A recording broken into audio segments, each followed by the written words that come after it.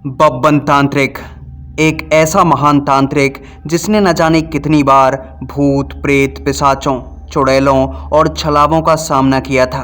बब्बन ने सैकड़ों बार हजारों लोगों की जानें बचाई थीं और बब्बन श्रीलंका के जंगलों में गया था गुम्बद बासनी का सामना करने। बब्बन ने श्रीलंका में भी भसड़ मचा कर रख दी और वहाँ की पुलिस को अल्टीमेटम पर ला दिया। लेकिन बब्बन जो कि श्रीलंका से बचकर अब भारत आ चुका था और भारत आते ही जैसे ही बब्बन को लगा कि अब उसकी जान बच चुकी है और वो खतरे से पूरी तरह से बाहर है, तो बब्बन तांत्रिक गुरु से कह रहा, तांत्रिक गुरु, जब आप बब्बन के साथ होते हो तो चिंता मत किया करो। बब्बन अपने साथियों को कुछ नहीं होने देता। ये तो श्रीलंका की पुलिस थी और वो एक छोटा मोटा सा भूत जो कि हमारे पीछे पड़े हुए थे। बब्बन चाहे तो यमराज को भी छुट्टी पर रख सकता है और उसे भी 2 तमाचे मारकर वापस नरक में भेज सकता है। बब्बन चीज ही अलग है। बब्बन की बातें सुनकर तांत्रिक गुरु ऊपर नीचे देखे जा रहे। फिर तांत्रिक गुरु बब्बन से कह रहे, बब्बन, बहुत भूख लगी है, पेट गुड़गुड़ कर रहा है, इतनी भूख लगी है मन कर रहा है तुझे ही खा जाऊं, मेरे लिए कुछ ना कुछ खाने के लिए लेकर आ। जब बब्बन ने तांत्रिक गुरु की ये बात सुनी तो बब्बन अपने पेट की तरफ देखे जा रहा। बब्बन का पेट पूरी तरह से चिपक चुका था। बब्बन ने भी काफी दिनों से कुछ नहीं खाया था और फिर बब्बन इधर उधर देखे जा रहा। बब्बन ने चारों तरफ देख लिया लेकिन दूर दूर तक कहीं भी कोई ऐसा आदमी नहीं था जिसके पास खाना हो। फिर बब्बन तांत्रिक गुरु से कह रहा, तांत्रिक गुरु, आप यहीं बैठिए, मैं खाने की तलाश में कहीं दूर जाता हूँ और किसी रिहायशी इलाके से कुछ ना कुछ खाने के लिए ले ही आऊँगा। लेकिन तांत्रिक गुरु ने जब बब्बन की इस बात को सुना तो तांत्रिक गुरु चारों तरफ देखे जा रहे। दूर दूर तक कोई भी रिहायशी इलाका नहीं था, कोई गांव, कोई कस्बा दूर दूर तक मौजूद ही नहीं था। तो तांत्रिक गुरु ने भी सोचा कि बब्बन को पता नहीं कहाँ पर जाकर खाना मिलेगा और ये इतना कमीना है कि खुद खाना खाकर वहीं पर सो जाएगा और मैं यहीं पर भूख के मारे तड़पता हुआ मर जाऊंगा। इसके बाद तांत्रिक गुरु बब्बन से कह रहे, बब्बन, कोई बात नहीं, मैं भी तुम्हारे साथ चलता हूँ। भले ही बूढ़ा हो गया हूँ लेकिन अभी भी इन टांगों में घोड़े जैसी ताकत है। इसके बाद तांत्रिक गुरु खड़े हुए और बब्बन के पीछे पीछे चले जा रहे। दोनों ही काफ़ी दूर तक चलते रहे लेकिन दूर दूर तक ना तो उन्हें कोई गांव मिला और ना ही कोई शहर। उन्हें कोई भी ऐसी जगह नहीं मिली जहां पर उन्हें खाना मिल सके। वो बियाबान जंगलों के बीचों बीच थे और साउथ इंडिया में थे।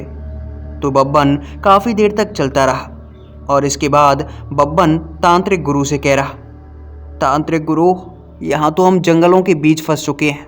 लगता है हम दोनों गलत दिशा की ओर चले जा रहे हैं, हमें दिशा बदल देनी चाहिए। तब तांत्रिक गुरु बब्बन से कह रहे, नहीं बब्बन, हम बिल्कुल सही दिशा की तरफ चल रहे हैं। ये दक्षिण भारत है और हम उत्तर दिशा की ओर चल रहे हैं। थोड़ी ही देर में हमें कोई ना कोई गांव या फिर कोई कस्बा मिल ही जाएगा। बब्बन, तुम बस चलते रहो और रात भी होने वाली है, हमें जल्दी जल्दी चलना होगा। बब्बन काफ़ी तेज़ी से भागे जा रहा। तांत्रिक गुरु बूढ़े थे तो तेज चल नहीं पा रहे लेकिन फिर भी तांत्रिक गुरु पीछे से आवाज़ें मार रहे, बब्बन तेज चल, जितना तेज हो सकता है उतना तेज चल। लेकिन तांत्रिक गुरु बब्बन से तकरीबन 500 मीटर पीछे रह चुके थे। बब्बन उनकी आवाज़ें सुन भी नहीं पा रहा था लेकिन तांत्रिक गुरु चिल्लाए जा रहे, बब्बन तेज चलना होगा, हमें और तेज चलना होगा, बब्बन और तेज चलना होगा। बब्बन को तांत्रिक गुरु की आवाज़ें सुनाई नहीं दे रही लेकिन बब्बन उनके हाथ के इशारे से समझ पा रहा था कि आखिर तांत्रिक गुरु कह क्या रहे हैं और बब्बन काफ़ी तेज दौड़े जा रहा। बब्बन का पेट बुरी तरह से खाली था और उसे काफ़ी ज़ोर से भूख लग रही थी लेकिन फिर भी बब्बन भागे जा रहा क्योंकि कुछ ही देर के बाद अंधेरा होने वाला था और बब्बन को डर था कि वो दोनों इस जंगल के बीच में फंसकर ना रह जाएं क्योंकि इस जंगल में जंगली जानवर हो सकते थे जो कि उन दोनों को ख़त्म करने के लिए काफ़ी ज़्यादा ख़तरनाक हो सकते थे क्योंकि बब्बन भूखा था उसके शरीर में इतनी ताकत नहीं थी कि वो किसी जानवर से लड़ सके। और तांत्रिक गुरु वो तो थे ही बुड्ढे, उनके पास तो पहले से ही कुछ नहीं बचा था। तांत्रिक गुरु बब्बन से चिल्लाए जा रहे, बब्बन भाग, बब्बन तेज भाग। बब्बन तांत्रिक गुरु की तरफ पीछे मुड़कर गालियां दे रहा, अबे बुड्ढे कितना तेज भागूं, भागते भागते पैरों में छाले हो गए हैं, अब नहीं भागा जा रहा मुझसे। और फिर बब्बन तांत्रिक गुरु की बातें सुन सुनकर इतना थक चुका था कि बब्बन वहीं पर बैठ गया। और फिर जैसे ही तांत्रिक गुरु बब्बन के पास पहुंचे तो तांत्रिक गुरु बब्बन पर चीखे चिल्लाए जा रहे। तांत्रिक गुरु कह रहे, बब्बन तू किसी काम का नहीं, कमीने पता नहीं क्या करता है, कमज़ोर होता ही जा रहा है, इतना कमज़ोर हो गया है कि तुझसे भागा नहीं जा रहा। तांत्रिक गुरु भूखा मर रहा हूँ, पेट में अनाज का एक दाना नहीं है और तुम कह रहे हो कि भागे चल भागे चल। अबे कहाँ से भागूं, अब ताकत नहीं बची तांत्रिक गुरु, अब ताकत नहीं बची। फिर तांत्रिक गुरु बब्बन से कह रहे, बब्बन हम साधक हैं, साधनाएं करना और भूखे रहना ये हमारा रोजाना का काम है, लेकिन पता नहीं तुम्हें क्या हो गया है, तुमसे चला ही नहीं जा रहा। बब्बन जब मैं जवान था तो मैं ऐसे ही भूखे रहते हुए 400-500 किलोमीटर भाग लिया करता था, वो भी 2-3 घंटों में, लेकिन तुम पता नहीं क्या ही करते हो, दिन ब दिन बस कमज़ोर होते जा रहे हो। बब्बन तांत्रिक गुरु की तरफ ऊपर की तरफ आंखें करके देख रहा। बब्बन तांत्रिक गुरु की खोपड़ी देखता और फिर नीचे की तरफ आंखें करके उनके पैरों को देखता। और फिर बब्बन कहे जा रहा, मुझे तुम्हारे साथ रहते रहते तकरीबन 15 साल बीत गए, लेकिन मैंने तो तुम्हें जवान देखा नहीं, कभी भागता हुआ देखा नहीं। पता नहीं तुम कब जवान थे, मुझे तो लगता है बूढ़े ही पैदा हुए थे तांत्रिक गुरु, बस ऐसे ही डींगे मारते हो। तांत्रिक गुरु बब्बन की इस बात से बहुत गुस्से में।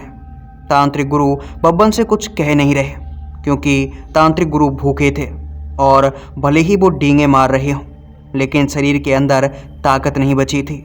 फिर तांत्रिक गुरु भी वहीं पर जमीन पे बैठ गए जहां बब्बन बैठा हुआ था।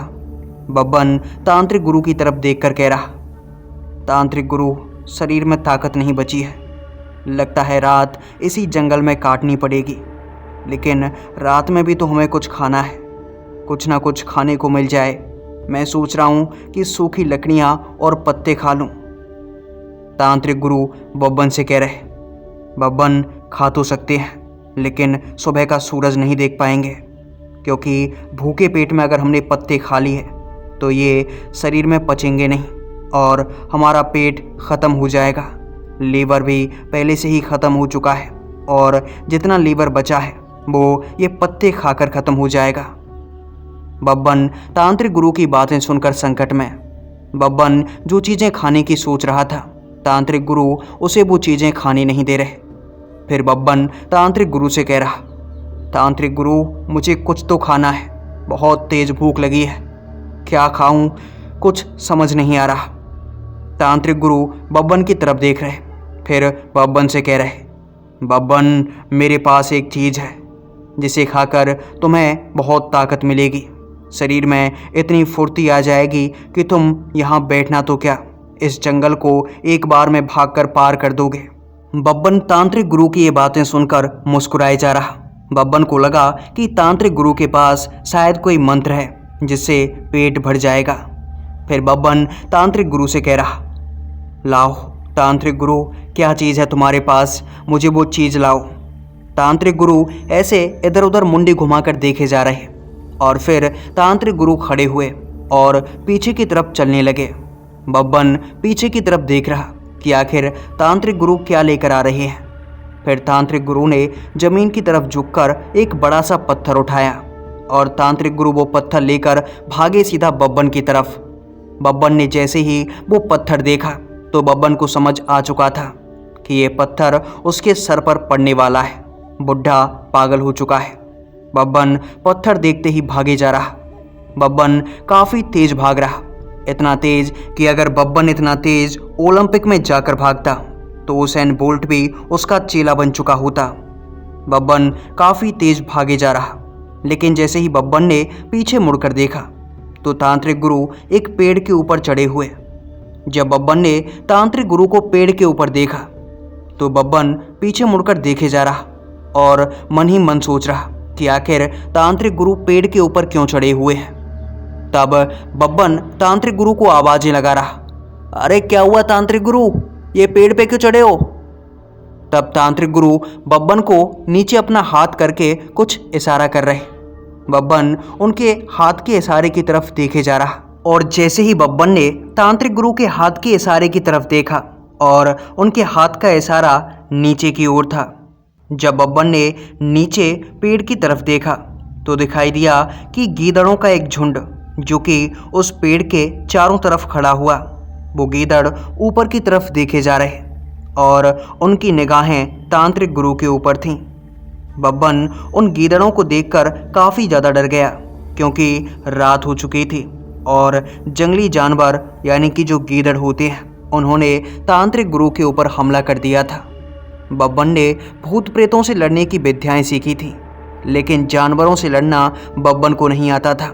थोड़ी ही देर में उन गीदड़ों की नज़र बब्बन के ऊपर चली गई और जैसे ही उन्होंने बब्बन की तरफ देखा तो वो बब्बन की तरफ भागे चले आ रहे। बब्बन ने जब उन गीदड़ों को अपनी तरफ आते हुए देखा तो बब्बन भागे जा रहा। बब्बन किसी पेड़ की तलाश में था, कोई ऐसा ऊंचा सा पेड़ जिस पर बब्बन जल्दी से जल्दी चढ़ सके। बब्बन को एक बड़ा सा पेड़ मिल भी गया, लेकिन जितने में बब्बन उस पर चढ़ने की कोशिश करता तब तक वो गीदड़ बब्बन को पकड़ चुके थे और उन्होंने बब्बन के पैरों को खींच खींच कर उसे पेड़ से नीचे पटक लिया और वो सभी गीदड़ बब्बन के चारों तरफ बब्बन को नोचने की कोशिशें कर रहे। बब्बन चीखे चिल्लाए जा रहा।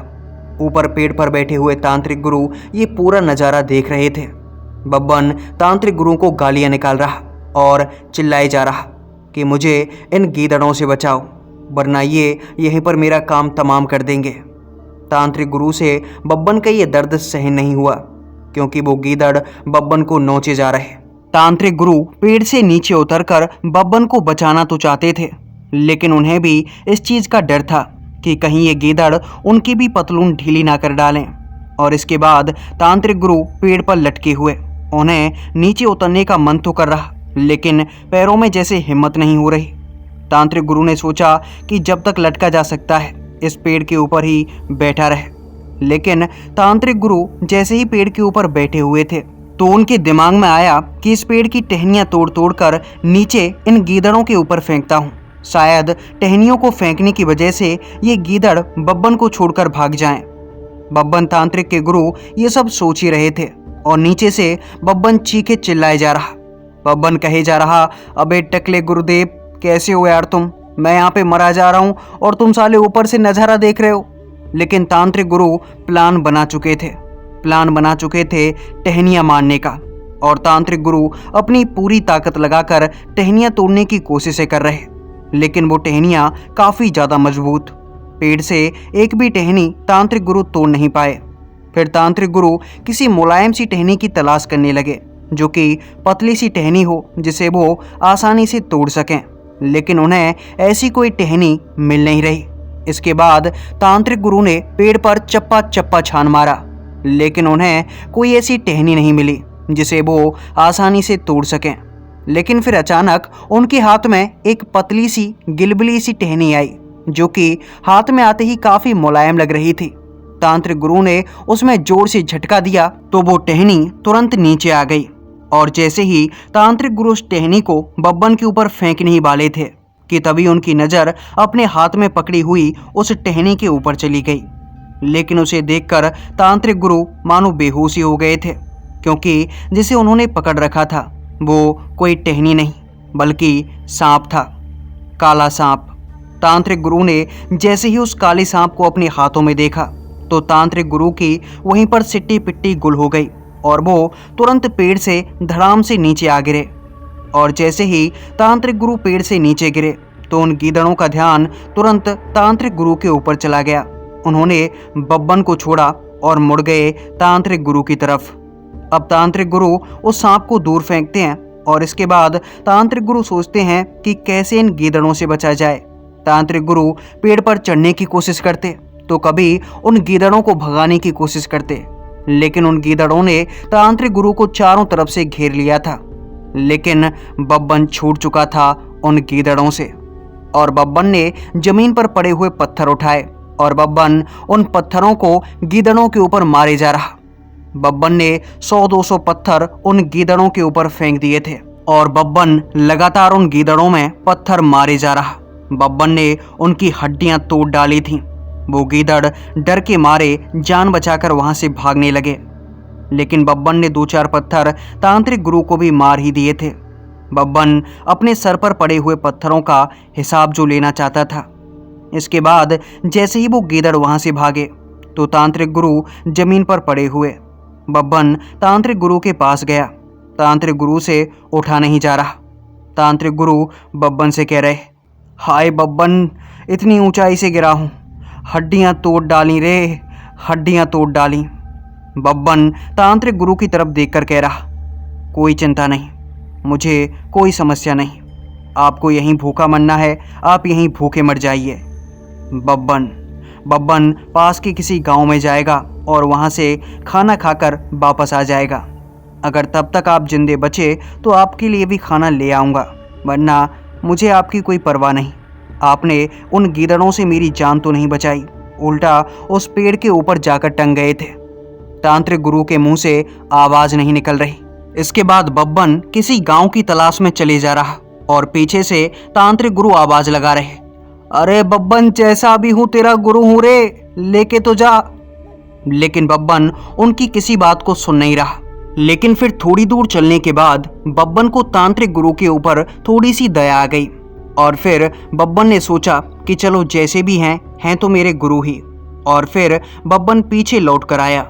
बब्बन ने तांत्रिक गुरु को अपने कंधों पर बिठाया और फिर उन्हें लेकर किसी बस्ती की तरफ चलने लगा ताकि उसे कोई बस्ती मिल जाए। लेकिन बब्बन चले जा रहा। पूरी रात बीतने वाली थी, सवेरा होने को था, लेकिन ना तो बब्बन को कोई शहर मिला और ना ही कोई गांव। बब्बन थक हार कर तांत्रिक गुरु को एक जगह पर बिठाता है और फिर दोनों वहीं पर बैठ जाते हैं।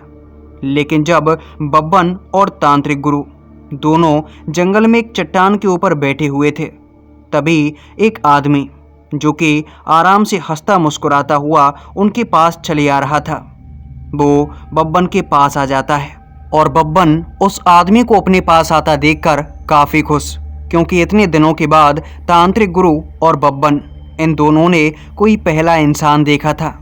जैसे ही वो आदमी बब्बन के पास आया तो बब्बन उससे बातें करने लगा। बब्बन उस आदमी से पूछ रहा, अरे भाई, क्या नाम है तुम्हारा? हम बहुत थके हुए हैं, क्या हमें कुछ खाने पीने को मिल सकता है? हमने पिछले कुछ दिनों से कुछ भी नहीं खाया है। जब उस आदमी ने बब्बन की ये बात सुनी तो वो आदमी बब्बन से कह रहा, अरे क्यों नहीं मियाँ, हम इसीलिए तो हैं, तुम्हें खाना भी खिलाएंगे, पानी भी पिलाएंगे, बताओ और क्या सेवा करनी है तुम्हारी? बब्बन उस आदमी की बात सुनकर कह रहा, अरे भाई, ज़्यादा सेवा मत करो, बस किसी बस्ती तक पहुंचा दो, लगता है तुम्हारा गांव कहीं आसपास ही होगा, हमें अपने गांव तक ले चलो। तब वो आदमी बब्बन से कह रहा, अरे मियाँ, लेकिन पहले तुम्हारा नाम तो बताओ, क्या नाम है, कौन सा गांव है, कहाँ से आए हो, क्यों आए हो, कब आए हो, कितने बजे जाओगे, कहाँ जाओगे, कैसे जाओगे, पैदल जाओगे या हाथों से छोड़ कर आना है, बताओ तो सही। इसके बाद बब्बन ने उस आदमी को सब कुछ बताया कि आखिर वो कौन है, कहाँ से आए हैं, क्यों आए हैं और कैसी परिस्थितियों में फंसे हुए हैं। जब उस आदमी ने बब्बन और तांत्रिक गुरु की बातों को सुना तो वो आदमी बब्बन से कह रहा, अरे मियाँ, भगवान ने हमें इसीलिए तो बनाया है, लोगों की मदद करने के लिए। जिस दिन किसी की मदद नहीं की, ऐसा लगता है जैसे ज़िंदगी का कोई काम अधूरा रह गया। भाई, मेरा नाम तो जान लो, मेरा नाम कुणाल मल्होत्रा है। बचपन से ही लोगों की मदद करता आ रहा हूँ। क्या करूँ, भगवान ने ये शरीर ही ऐसा बनाया है। जब किसी की मदद नहीं करता हूँ तो शरीर में कपकपियाँ मचने लगती हैं, ऐसा लगने लगता है कुणाल तू धरती में किसी काम का नहीं। तुझे किसी ना किसी की मदद करनी होगी। ये तो अच्छा हुआ बब्बन कि तुम मिल गए। तुम्हारे बारे में बहुत सुना है कि तुम बहुत समझदार हो, और आज देखो मुझे तुम्हारी मदद करने का मौका मिल रहा है। इससे अच्छा मेरे लिए क्या ही हो सकता है बब्बन, मेरे लिए क्या ही हो सकता है। पास में ही मेरा गांव है, लेकिन गांव में पहुंचने से पहले एक नदी पड़ती है, और तुम्हें उस नदी के अंदर अच्छे से पानी पिलाता हूँ। बहुत मीठा पानी है उस नदी का। वहाँ पे स्नान करना, पानी पीना, और उसके बाद नदी पार करके मेरे गांव पहुँच जाना। मैं भी तुम्हारे साथ ही चलूँगा, लेकिन अगर कहीं लेट हो जाऊँ तो गांव में पहुँच जाना। मेरे बारे में किसी से भी पूछ लेना, कुणाल मल्होत्रा कौन है। तुम्हें मेरे बारे में हर कोई बता देगा। गांव तो क्या, देश का बच्चा बच्चा जानता है मेरे बारे में। चलो बब्बन, मैं तुम्हें लेकर चलता हूँ। आखिरकार बब्बन और तांत्रिक गुरु, इन दोनों को कोई ऐसा आदमी मिल ही गया था जिसने इनकी मदद करने की कोशिश की थी। वो आदमी इन दोनों के आगे आगे चले जा रहा, और ये दोनों उसके पीछे पीछे। कुणाल को चलते चलते तकरीबन 1 घंटा बीत गया, और वो लगातार चले ही जा रहा। बब्बन और तांत्रिक गुरु ये दोनों भी उसका पीछा कर रहे। तकरीबन 1 घंटा चलने के बाद कुणाल वाकई में एक नदी के पास पहुंच गया। उस नदी को देखकर बब्बन और तांत्रिक गुरु ये दोनों काफ़ी ज़्यादा खुश, क्योंकि भले ही इन्हें खाने को कुछ ना मिला हो, लेकिन इतने दिनों के बाद पीने को और नहाने को पानी मिल चुका था, जिसे पीने के बाद इनके मन में कुछ ना कुछ तो शांति आती और इन्हें थोड़ी ताकत तो मिलती ही। बब्बन ने जैसे ही नदी को देखा तो बब्बन कुणाल की तरफ देखे जा रहा, और फिर बब्बन ने कुणाल से कहा, वाह वाह मेरे भाई कुणाल, वाह, मैंने तुमसे अच्छा इंसान अपनी ज़िंदगी में कभी नहीं देखा।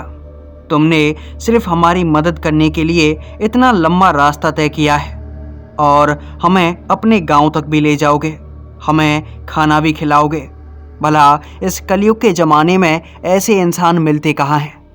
कुणाल बब्बन और तांत्रिक गुरु की बातें सुने जा रहा। इसके बाद कुणाल ने बब्बन से कहा, अरे कोई बात नहीं बब्बन भैया, कोई बात नहीं। अब तुम्हारे सामने नदी है, इसमें मीठा मीठा पानी है, और नहाने की भी कोई मनाही नहीं है। मगरमच्छ भी नहीं है नदी के अंदर। जाओ और जाकर नदी के अंदर नहा लो। जैसे तैसे करके उस कुणाल ने बब्बन और तांत्रिक गुरु को नदी में नहाने के लिए तैयार कर लिया था, और बब्बन मान भी गया, क्योंकि बब्बन काफ़ी दिनों से नहाया भी नहीं था। तो बब्बन ने अपना झोला नदी के किनारे पर रखा, और फिर अपने कपड़े उतारकर बब्बन नदी के अंदर कूद गया। तांत्रिक गुरु भी ऐसे ही नदी के अंदर जा कूदे, और फिर दोनों उछल उछल कर नदी के अंदर नहाने लगे। लेकिन जैसे ही बब्बन और तांत्रिक गुरु ये दोनों काफ़ी देर तक नहाने के बाद नदी से बाहर आए, तो बाहर आकर देखते हैं कि नदी के किनारे पर कोई भी मौजूद नहीं। ना तो वो लड़का यानी कि कुणाल वहाँ पर मौजूद था, और ना ही बब्बन और तांत्रिक गुरु के कपड़े, और कपड़ों के साथ साथ उनके जो झूले थे वो झूले भी वहाँ पर मौजूद नहीं। ये देखकर बब्बन और तांत्रिक गुरु दोनों हैरान। दोनों ने इधर उधर देखा, और फिर ये दोनों इधर उधर देखे जा रहे कि आखिर वो लड़का कहाँ चला गया। लेकिन तांत्रिक गुरु अब तक समझ चुके थे कि वो लड़का कोई साधारण लड़का नहीं था, बल्कि शायद कोई चोर था जो कि हमारे कपड़े चुराकर यहाँ से भाग चुका है। लेकिन बब्बन उनकी बातें मानने को तैयार नहीं। बब्बन तांत्रिक गुरु से कहे जा रहा, अरे नहीं तांत्रिक गुरु, ऐसा नहीं हो सकता। कुणाल चोर नहीं हो सकता, कुणाल चोर नहीं हो सकता तांत्रिक गुरु, वो चोर नहीं हो सकता। आपने देखा नहीं कितने प्यार से बातें कर रहा था। आखिर ऐसे अच्छे इंसान दुनिया में मिलते ही कहाँ हैं। तब तांत्रिक गुरु बब्बन से कह रहे, बब्बन कमीने तू कब बड़ा होगा? ये बच्चों की तरह सोचना छोड़ दे बब्बन, ये बच्चों की तरह सोचना छोड़ दे।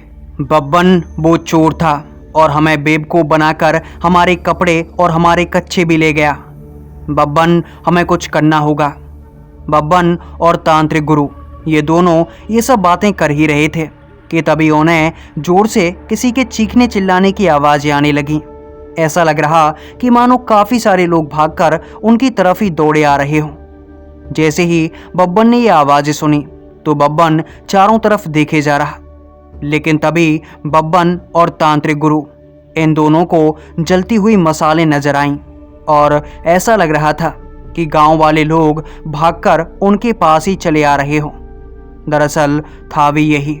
गांव के तकरीबन 35 से 40 लोग मिलकर हाथों में मसाले लिए हुए बब्बन और तांत्रिक गुरु के पास भागे चले आ रहे, और उन सभी के हाथों में मसालों के साथ साथ लाठियां भी थीं। वो लाठियां घुमाते घुमाते बब्बन और तांत्रिक गुरु की ओर भाग कर आ रहे, लेकिन बब्बन और तांत्रिक गुरु ये दोनों कुछ समझ नहीं पा रहे कि आखिर हो क्या रहा है। और वो लोग चीखे चिल्लाए जा रहे, और वो लोग चिल्ला चिल्ला कर किसी छलावे के बारे में बातें कर रहे थे। वो कह रहे थे कि छलावा दिख चुका है, लाठी और डंडों से इस छलावे को जान से मार डालो। अब की बार हम ये गलती नहीं करेंगे कि इस छलावे को जिंदा छोड़ दिया जाए। और यही सब चिल्लाते चिल्लाते वो लोग बब्बन और तांत्रिक गुरु के बिल्कुल पास आ चुके थे। जब बब्बन ने देखा कि ये लोग बस उनकी ही पिटाई करने के लिए आए हुए हैं, तो बब्बन ने तांत्रिक गुरु से कहा, तांत्रिक गुरु नदी के अंदर कूदिए और जितना जल्दी हो सके इस नदी को पार करके दूसरे किनारे पर पहुंच जाइए, वरना ये गांव के लोग हमें जिंदा नहीं छोड़ेंगे। और जैसे ही बब्बन और तांत्रिक गुरु उन लोगों को देखकर नदी के अंदर कूदे तो वो लोग अचानक नदी के किनारे पर ही रुक गए और फिर जोर जोर से चिल्लाकर आपस में ही बातें करने लगे। अरे कोई भी नदी के अंदर मत जाना रे, ये छलावा है, छलावा पानी के अंदर ताकतवर हो जाता है और ये हमें पानी के अंदर बुलाना चाहता है। हम फूल कर भी पानी के अंदर नहीं जाएंगे। ये छलावा है और छलावे के जाल में इस बार हम नहीं फंसने वाले। पहले ही इस कमीने ने गांव के कितने ही लोगों को मौत के घाट उतार दिया है और अब हम गांव के किसी आदमी को नहीं खोना चाहते। कोई भी नदी के अंदर नहीं उतरेगा। जब बब्बन और तांत्रिक गुरु ने गांव वालों की ये बातें सुनी तो बब्बन सोचे जा रहा कि ये हमें कोई छलावा समझ रही है, लेकिन इन्हें हमारी हकीकत के बारे में नहीं पता कि हम छलावा नहीं बल्कि तांत्रिक हैं। इसके बाद बब्बन नदी के अंदर से ही उनसे कहे जा रहा, अरे हम कोई छलावा नहीं है, हम तो इंसान हैं और हम दोनों तांत्रिक हैं। तांत्रिक, हम छलावों को मारना जानते हैं, छलावों को धूल चटाना जानते हैं। पहले तो वो लोग बब्बन की इन बातों पर यकीन नहीं कर रहे, लेकिन इसके बाद बब्बन ने जैसे तैसे करके उन्हें यकीन दिला ही दिया कि वो कोई छलावा नहीं बल्कि इंसान है। और फिर उन लोगों ने बब्बन और तांत्रिक गुरु दोनों को नदी से बाहर आने को कहा। उन लोगों ने कहा कि हम तुम्हें कोई भी नुकसान नहीं पहुंचाएंगे, बस तुम एक बार हमारे पास आ जाओ। हम ये देखना चाहते हैं कि क्या वाकई में तुम इंसान हो, कहीं छलावा तो नहीं और हमें बेवकूफ़ बनाने की कोशिश तो नहीं कर रहे। बब्बन फौरन पानी से बाहर निकल गया, लेकिन तांत्रिक गुरु अभी भी डरे हुए थे क्योंकि इन लोगों का भला क्या ही भरोसा, कहीं खोपड़ी पर दे दनादन लाठियां बरसाना शुरू कर दें। तांत्रिक गुरु अभी पानी के अंदर ही थे, लेकिन बब्बन उन लोगों के पास पहुंच चुका था और बब्बन उन लोगों को बताए जा रहा कि कोई कमीना जिसका नाम कुणाल था, वो मेरा और तांत्रिक गुरु का कच्छा लेकर भाग गया, हमारे कपड़े लेकर भाग गया और उसने हमें कहा था कि मैं तुम्हारी मदद करूंगा, तुम्हें आराम से इस गांव तक पहुंचाऊंगा। लेकिन साले ने मदद नहीं की, कपड़े लेकर भाग गया हमारे। गांव वाले बब्बन की बातें सुन सुनकर हंसे जा रहे। गांव वाले बब्बन से कह रहे, हमारे गांव में एक ही तो हरामखोर है जिसका नाम कुणाल है। वो कमीना ऐसा ही है, बचपन से चोरी करना उसकी फितरत रही है। उसके पास बहुत पैसा है, पैसे की कमीने के पास कोई कमी नहीं है, लेकिन उसका शौक है चोरी करना। इतनी चोरियां करता है कि जंगलों से पेड़ के पेड़ गायब कर दिए उसने। करता कुछ नहीं है, पेड़ों को काटता है, चुराकर गांव से बाहर लेकर जाता है और बाहर ले जाकर नदी के अंदर फेंक देता है। कहता है कि मैं लोगों की मदद कर रहा हूँ, और जब उससे पूछा जाता है कि भला इसमें लोगों की तुम क्या ही मदद कर रहे हो, तब वो बोलता है कि ये जो लक्कड़ हैं, पानी के लक्कड़ जब पानी पर तैरते तैरते किसी ऐसे इलाके तक पहुंचेंगे जहां पर कोई ना कोई पानी में डूब रहा होगा, तो वो पानी की इस लकड़ी को पकड़कर ऊपर आ जाएगा और उसकी जान बच जाएगी। मैं तो लोगों को बचाने का काम कर रहा हूँ और इसे चोरी नहीं कहते। पैसा तो मेरे पास ही इतना है कि सालों तुम्हारे गांव को खरीद कर 4 बार आग लगा दूं। इसमें पैसे की कोई कमी नहीं है। शौक है चोरी करने का शौक, और वो भी बचपन से। कुणाल मर सकता है लेकिन अपने शौक को नहीं छोड़ सकता। वो गांव वाले बब्बन को कुणाल के बारे में ये सब बातें बता रहे थे, और फिर जब ये बातें बब्बन ने सुनी तो बब्बन चीखे चिल्लाए गुस्से में कहे जा रहा, इस छलावे को तो बाद में देखूंगा। पता नहीं छलावे की इस गांव में क्या कहानी है, लेकिन चोर चोर थोड़ा इंटरेस्टिंग लगता है, और कमीने ने हमारे कच्चे भी चुरा लिए। इसको ये भी पता नहीं कि बब्बन बिना कच्चे के बाहर नहीं आता, लेकिन कमीना हमें बेवकूफ़ बना गया। अगर दोबारा मेरे हत्थे चढ़ा तो ये भी जिंदगी भर याद रखेगा कि इसका पाला किससे पड़ा था। इसके बाद गांव वाले बब्बन से कह रहे कि आखिर तुम लोग कौन हो और इस नदी के अंदर क्यों आए। तब बब्बन ने पूरी बात बताई कि कैसे कैसे वो श्रीलंका से भाग कर आए थे, और वो खुद एक तांत्रिक है और इस छलावे से पूरे गांव को बचा सकता है। लेकिन जब लोगों ने बब्बन से सुना कि इस छलावे से वो अकेला पूरे गांव को बचा सकता है, तो गांव वाले बब्बन से कह रहे, भले ही तुम तांत्रिक हो, तुमने अब तक कितने ही छलावों का सामना क्यों ना किया हो, लेकिन ये छलावा डरपोक नहीं है और ना ही कोई कमज़ोर छलावा है। ये छलावा ताकतवर है। नरबली नरबली छलावा कहते हैं इसे। ये लोगों को मार मार कर उनकी बलियां देता है और अपने अंदर और ताकत बढ़ाता है। दिन ब दिन इसकी ताकतें बढ़ती ही जा रही हैं, और पहले तो ये रात के अंधेरे में छुपकर शिकार करता था।